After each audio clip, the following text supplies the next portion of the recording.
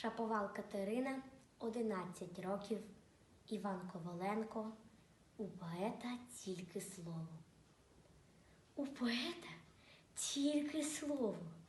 тільки слово, більш нічого. Слово правди і свободи, слово гідності і честі, слово мужності і віри, і любові, і надії, і покари грізне слово. А у вас кайдани й пута, а у вас темниці й мури, шпигуни і крючкотвори, і Сибір, і суд неправий, шпіцрутени, каземати, і кати, і дріт колючий, і муштровані солдати. А в поета тільки слово, більш нічого, тільки думи на папері, тільки думи, тільки муки, тільки помисли високі, біль за рідну Україну, за народ її в кайданах.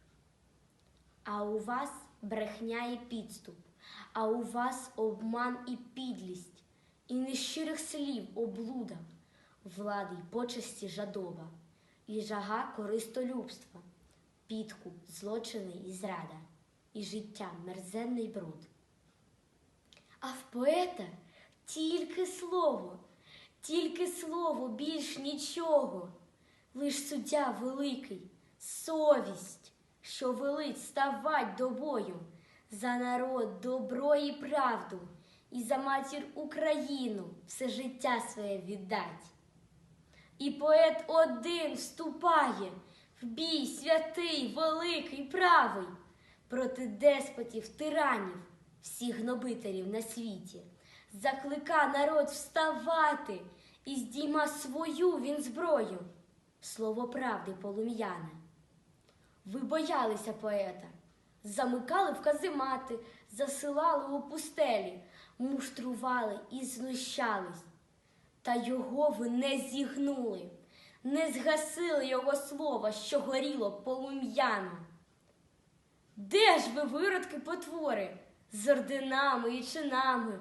Хто ж могутнішу мав зброю? Хто ж у битві переможець?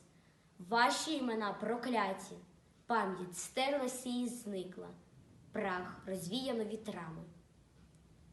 А поет живий і досі, і живе поета слово, і горить воно, не гасне, і стає уроком грізним всім гнобителям сучасним, що добро і правду й волю хочуть кинуть до темниць. А поет іде по світу, гордий, світлий, невмирущий, підійма безсмертне слово, кличе знов ставать до бою за народ, добро і правду, і за матір Україну все життя своє віддать.